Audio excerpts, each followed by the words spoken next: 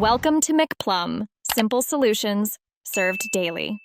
In this video, I will explain how to set up your Honda Civic clock.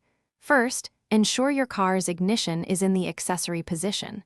Locate the H and M buttons, usually near the clock display. These buttons allow you to adjust the hour and minute settings.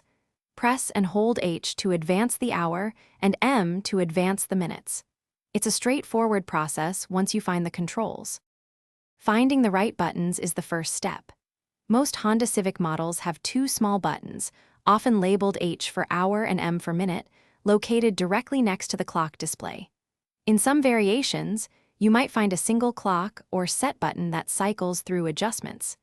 If you're unsure, your vehicle's owner's manual provides precise instructions for your specific model.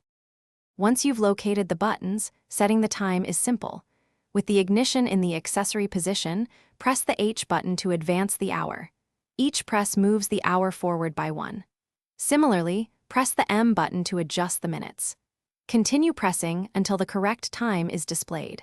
Remember to check for the correct AM or PM indicator if your clock uses a 12-hour format.